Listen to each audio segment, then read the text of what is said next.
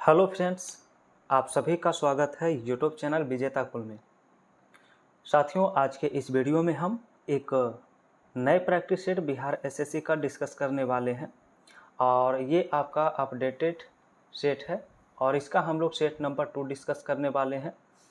तो friends, channel पे जो भी नए हैं तो देखिए, आप सभी का क्वेश्चन बैंक और प्रैक्टिस सेट दोनों हम कंप्लीट कर रहे हैं। ठीक है, तो इसलिए लगातार आप लोग इस चैनल से जुड़े रहें ताकि हर एक वीडियो का नोटिफिकेशन आप तक समय पर पहुंचता रहे। तो क्वेश्चन बैंक, प्रैक्टिस सेट, सारा चीज़ यहां पर आपको मिल रहा है और इसमें हम जीके जीएस का क्वेश्चन कवर कर रहे हैं।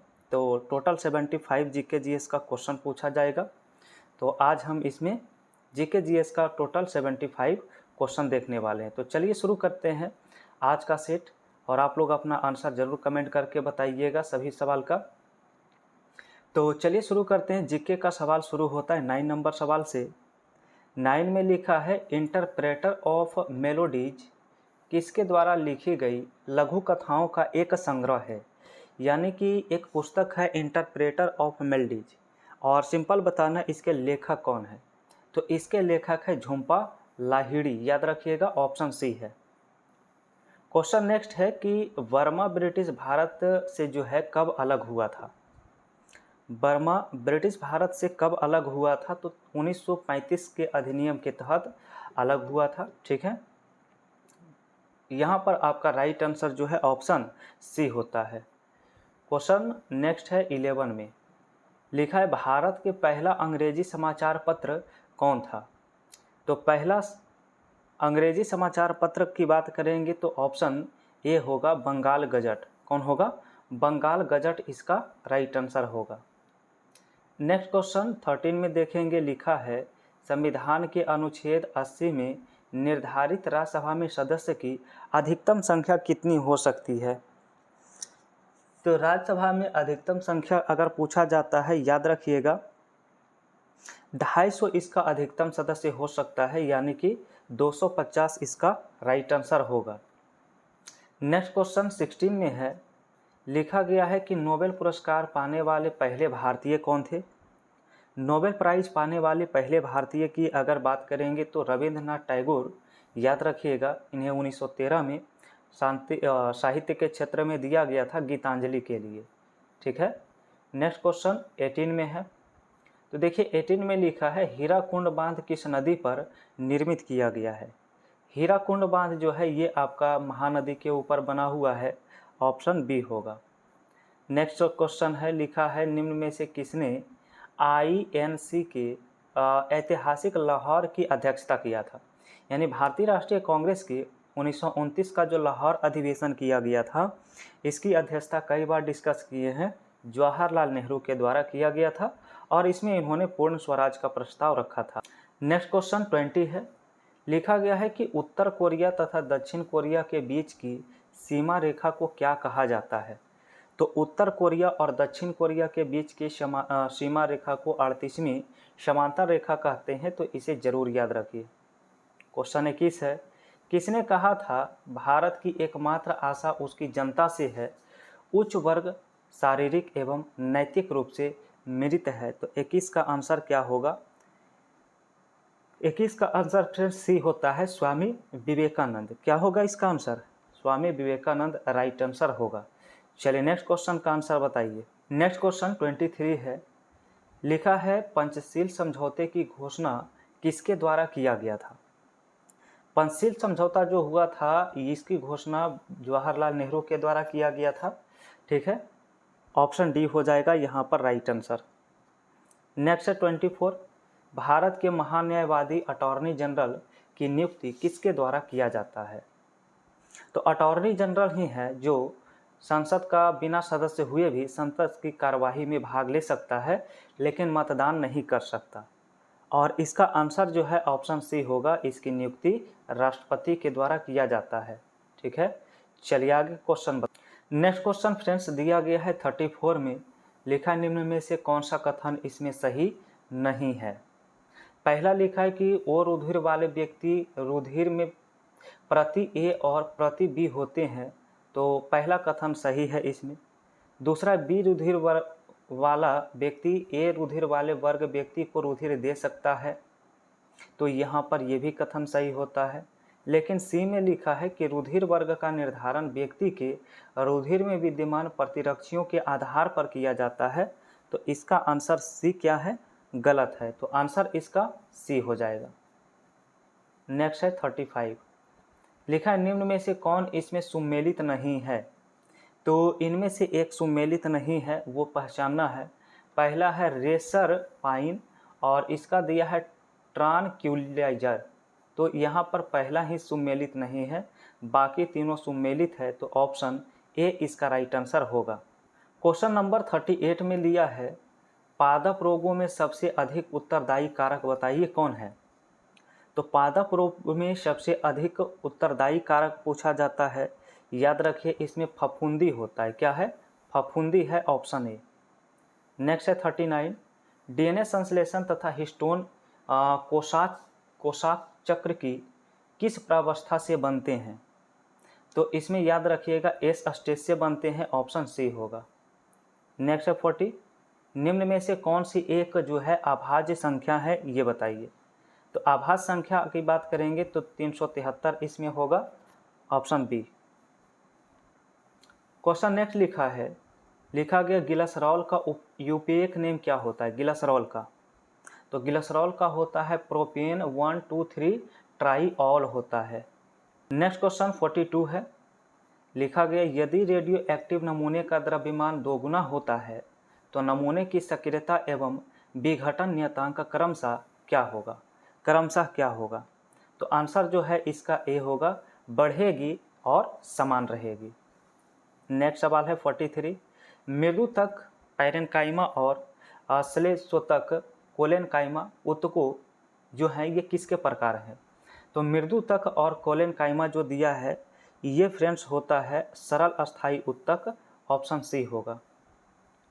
क्वेश्चन नंबर 44, निम्नलिखित तत्वों का समूह धात्विक गुणों के बढ़ते हुए क्रम में लिखा गया है, तो इसकी पहचान करें कौन सा बढ़ते क्रम में लिखा गया है। तो यहाँ पर ऑप्शन ए में देखेंगे बेरिलियम, मैग्नीशियम और कैल्शियम, तो ये बढ़ते हुए क्रम में दिया गया। नेक्स्ट क्वेश्चन 45, लिखा है लैंगिक संबंध द्वारा प्रेषित रोग व उसके रोग कारक का सुमेलित सही जोड़ा बताइए कौन सा है।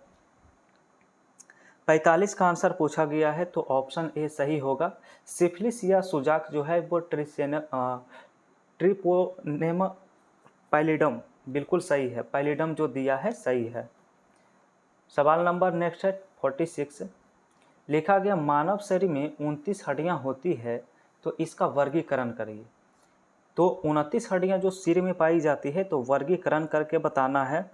तो यहाँ पर फ्रेंड्स राइट आंसर जो है ऑप्शन बी होगा, माथा में 8, चेहरा में 14, कान में 6 और कंठ्यास्थि में 1 होता है। ठीक है, इस प्रकार से इसका वर्गीकरण होता है। नेक्स्ट क्वेश्चन लिया है 48 में, लिखा है कठोर साबुन क्या है। कठोर साबुन, तो कठोर साबुन होता है उच्च वर्षीय अम्लों के सोडियम लवण, उच्च वर्षीय अम्लों के सोडियम लवण होते हैं।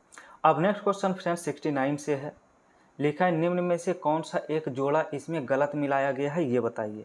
गलत जोड़ा इसमें कौन सा है।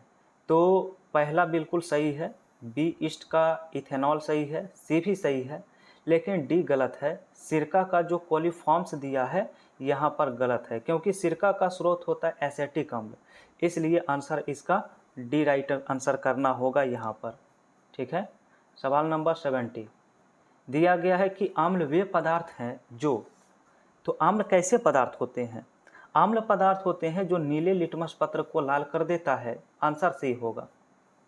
71 में देखिए लिखा है प्रथम कामयाब क्लोन स्तनी जिसके विश्व भर में प्रशंसा मिली थी, उसका नाम क्या है। तो इसका नाम होता है डॉली, जो एक भेड़ है, ऑप्शन बी ये आपका क्या हो जाएगा यहाँ पर राइट आंसर। चलिए 72 पढ़िए, पृथ्वी की सतह से h ऊंचाई पर एक उपग्रह पृथ्वी के चारों ओर चक्कर लगा रहा है, यदि ऊंचाई h को बढ़ा दिया जाए तो उपग्रह का आवर्तकाल क्या होगा। तो यहाँ पर आवर्तकाल क्या हो जाएगा, बढ़ जाएगा, इसका आंसर बी हो जाएगा। ठीक है, देखेंगे 74 में अगला जीके है, दूरदृष्टि दोष को दूर करने के लिए किसका उपयोग में हम लोग लाते हैं? तो दूरदृष्टि दोष अगर दूर करना है तो इसके लिए उत्तल लेंस का यूज करना होगा, और निकट दृष्टि दोष को दूर करने के लिए अवतल लेंस का यूज करना होता है। ठीक है, अगला देखेंगे 75 में, निम्नलिखित विकल्प के तत्वों के समूह की विशेषताएं इनमें से क्या है? तो 75 में उत्तर जो है बी होगा, एल्कली धातु मेटल समूह। एल्कली धातु मेटल समूह यहाँ पर क्या है, इसका राइट आंसर होता है। चलिए नेक्स्ट क्वेश्चन फ्रेंड्स आप सभी का 76 से करना है। लिखा गया है, ध्वनि में डॉपलर के प्रभाव उत्पन्न होता है जबकि स्रोत तथा श्रोता। अब यहाँ पे देखना है 76 में ऑप्शन कौन सा सही होने वाला है। तो यहाँ पर स्रोत एवं श्रोता आपेक्षिक गति में है, तो आंसर क्या हो जाएगा, सी। नेक्स्ट है 77, निम्न में से कौन सा पादप हार्मोन पौधे की वृद्धि को रोकने का काम करता है? पौधे की वृद्धि को रोकता है इसमें एब्सिसिक एसिड, तो ऑप्शन डी इसका राइट आंसर होता है। नेक्स्ट क्वेश्चन 78 दिया है, 1s², 2s², 2p6 और 3s² इलेक्ट्रॉनिक विन्यास वाला तत्व कैसा होगा? तो चलिए इसका तत्व देखिए कैसा होने वाला है। धातु, अधातु, उपधातु क्या होगा? तो 78 का आंसर ए होगा, धातु, क्योंकि अंतिम में इसका इलेक्ट्रॉन कितना है, 2 है, तो ये धातु को यहाँ पर डिनोट करता है, आंसर ए हो जाएगा। नेक्स्ट क्वेश्चन है, लिखा है प्रजातियों में जीवित रहने का लाभ प्रदान कर सकता है अथवा केवल आनुवंशिक क्रम में योगदान प्रदान कर सकता है, तो इसका सही आंसर क्या होगा? तो इसका सही आंसर बी होगा, प्रजातियों में परिवर्तन, बी ऑप्शन राइट होगा। नेक्स्ट है 80 नंबर क्वेश्चन। लिखा है यहाँ पर देखिए, एक यहाँ पर दिया गया है, अब यहाँ कहा गया है कि सिग्मा बंध इसमें कितने हैं। ठीक है, तो इसमें बताइए सिग्मा बंध कितना है? तो 80 का आंसर ऑप्शन सी होगा, इसमें 9 सिग्मा बंध है। 81 का फ्रेंड्स यहाँ पर अर्जेंटीना का पेसो है, तो जापान का यहाँ पर पूछा गया है, जापान का क्या होगा? तो यहाँ पर जापान की मुद्रा का नाम एन होता है। ठीक है, अगला है 82, निम्न में से कौन सी मिश्र धातु 4 घटकों से बनी होती है? तो 4 घटक से बनी होती है कौन? नाइक्रोम। ठीक है, ऑप्शन डी याद रखेंगे इसमें। अगला सवाल है 83, मुक्त पतन का उदाहरण बताइए क्या है? मुक्त पतन का उदाहरण क्या है? तो एक समान त्वरण वाली गति का यहाँ पर राइट आंसर होता है। सवाल नंबर 84, लिखा रक्त में नमक एक तरल मैट्रिक्स होता है जिसमें लाल रक्त कणिकाएं, श्वेत रक्त कणिकाएं और प्लेटलेट्स तैरते रहते हैं। तो 84 का जो राइट आंसर है ऑप्शन बी होता है, प्लाज्मा। उत्तर क्या होगा? प्लाज्मा होगा। नेक्स्ट क्वेश्चन फ्रेंड्स आपका 95 में है। लिखा है निम्नलिखित में कौन सा इसमें जो है सुमेलित नहीं है? तो कौन सा सुमेलित नहीं है, पहचान करिए। पहला है वार्षिक वित्तीय विवरण, आर्टिकल 112 बिल्कुल सही है। धन विधेयक आर्टिकल 110 ये भी सही है। इसके बाद ऑप्शन सी में आपका दिया है विनियोग विधेयक आर्टिकल 113, यहाँ पर गलत है, और वित्तीय विधेयक 117 सही है। तो इस प्रकार जो सुमेलित नहीं है इसमें वो है ऑप्शन सी, आपका उत्तर राइट होगा। ठीक है, चलिए आगे बढ़ते हैं और आपका अगला सवाल 96 से है। लिखा है संविधान के किस अनुच्छेद के अंतर्गत किसी राज्य की विधानसभा में अनुसूचित जाति तथा अनुसूचित जनजाति के लिए आरक्षण का प्रावधान किया गया है? तो 96 का आंसर करने के लिए आपको याद रखना है आर्टिकल 332 में इसका क्या है, तो प्रावधान है। ठीक है, चलिए ओके। नेक्स्ट क्वेश्चन 97, लिखा है अविश्वास प्रस्ताव के संदर्भ में निम्न में से कौन सा कथन सही है?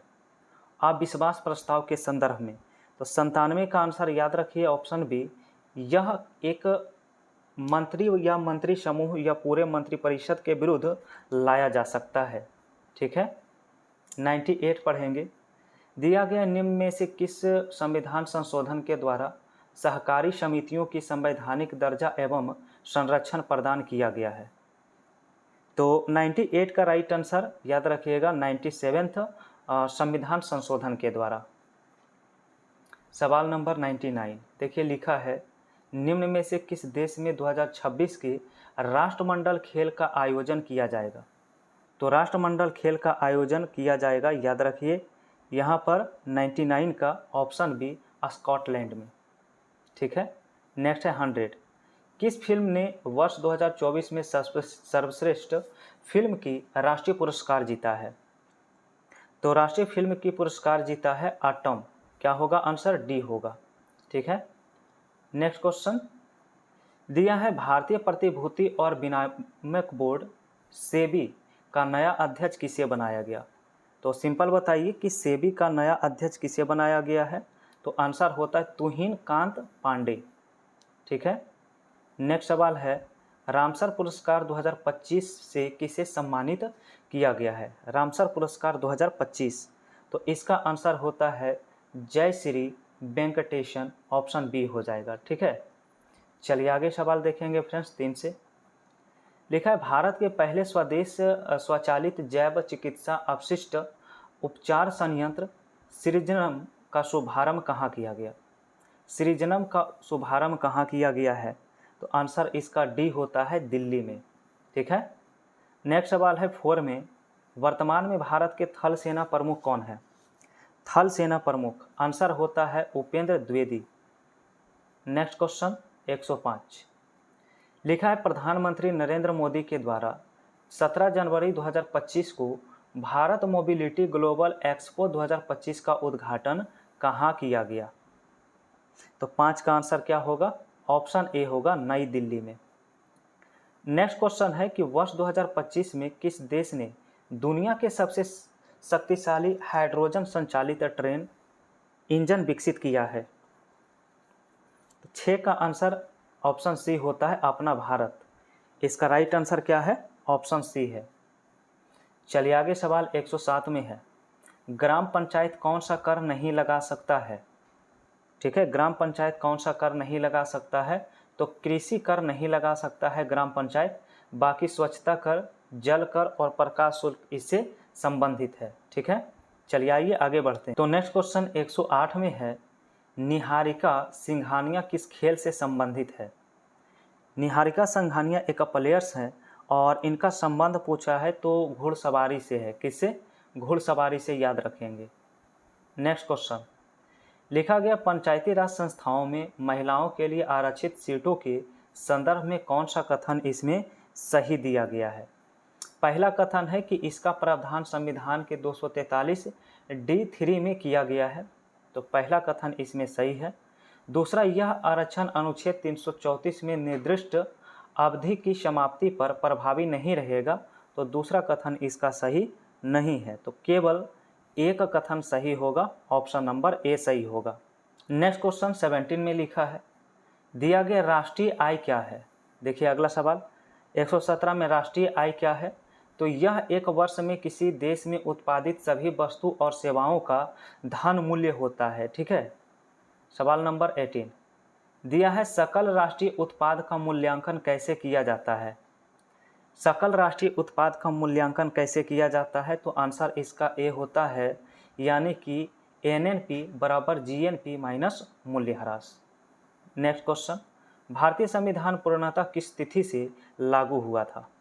तो भारतीय संविधान अगर पूर्णतः पूछा जाए तो याद रखिए 26 जनवरी 1950 को, वहीं अंगीकृत किया गया था 26 नवंबर 1949 ईस्वी को इसे अंगीकार किया गया था 1949 में।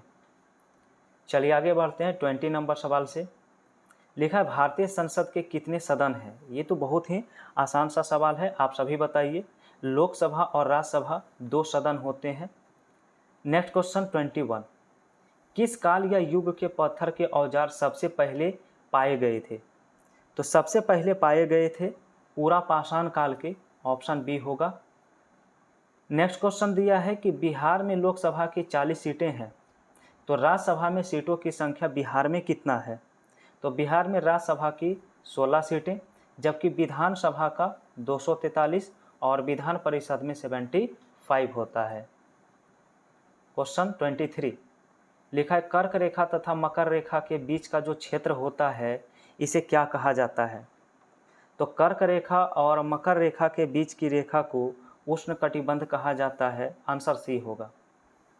नेक्स्ट सवाल है कि भारत का कौन सा पड़ोसी देश बर्मा के नाम से भी जाना जाता है, बताइए। तो बर्मा के नाम से भी म्यांमार को जाना जाता है। ऑप्शन ए हो जाएगा। 25 लिखा है कंदरिया महादेव मंदिर किस राजपूत वंश के संरक्षण में बनाया गया था। कंदरिया महादेव मंदिर के बारे में याद रखिए, ये बुंदेलखंड के चंदेल शासकों के द्वारा बनवाया गया था। तो नेक्स्ट क्वेश्चन 27 में दिया है संविधान के हस्ताक्षरकर्ताओं की कुल संख्या कितनी थी। भारतीय संविधान के हस्ताक्षरकर्ताओं की कुल संख्या कितनी थी, तो याद रखिएगा 284 284 थी। ठीक है। अगला सवाल है 128 त्रिपुरा राज्य को निम्न में से किस लोक नृत्य से जोड़ा जा सकता है, बताइए। त्रिपुरा का लोक नृत्य पूछा है तो ऑप्शन सी होगा होजगिरी इसका राइट आंसर होता है। चलिए नेक्स्ट क्वेश्चन लिखा शशि थरूर का द ग्रेट इंडियन नोवेल निम्न में से किस भारतीय महाकाव्य पर आधारित है। तो यहाँ पर 29 का आंसर सी होता महाभारत के ऊपर। सवाल नंबर 30 तो 30 में दिया है कि कौन भारतीय संविधान के अनुच्छेद 280 के तहत वित्त आयोग के गठन करता है। तो 30 का राइट आंसर ऑप्शन बी होता है राष्ट्रपति। राष्ट्रपति इसका गठन करते हैं। क्वेश्चन नेक्स्ट है कि home in the world a memoir पुस्तक के लेखक कौन है। तो 31 का आंसर बी होता है अमर्त्य सेन के द्वारा ये पुस्तक लिखा गया है। तो नेक्स्ट क्वेश्चन फ्रेंड्स 40 में दिया है लिखा गया साइना नेहवाल किस खेल से जुड़ी हुई है।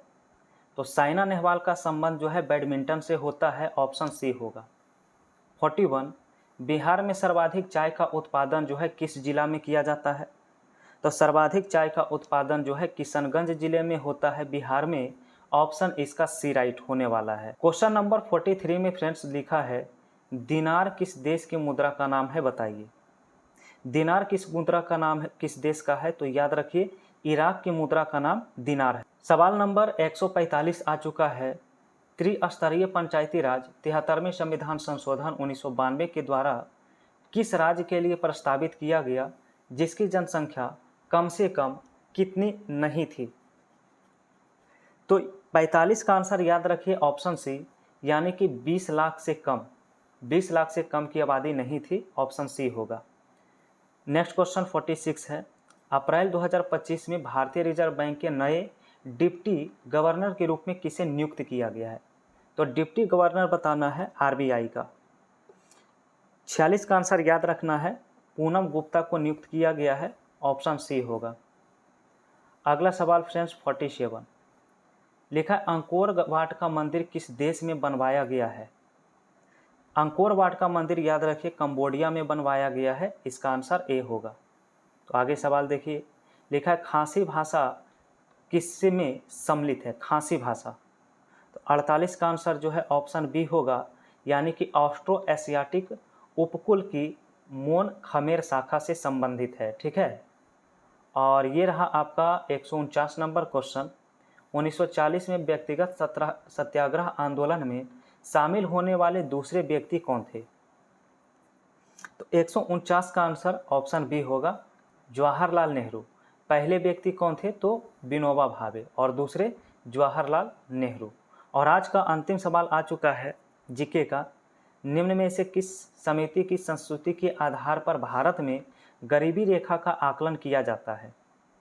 तो गरीबी रेखा का आकलन किया जाता है लकड़वाला समिति पर। ऑप्शन बी हो जाएगा राइट आंसर। तो फ्रेंड्स यहाँ पर हमने टोटल 75 जीके जीएस डिस्कस किया है। टोटल 75 जीके जीएस का क्वेश्चन डिस्कस किया है। अब आप लोग कमेंट बॉक्स में टाइप करके बताइए कि आपका इसमें से आज के सेट में कितना सही हुआ है। ठीक है।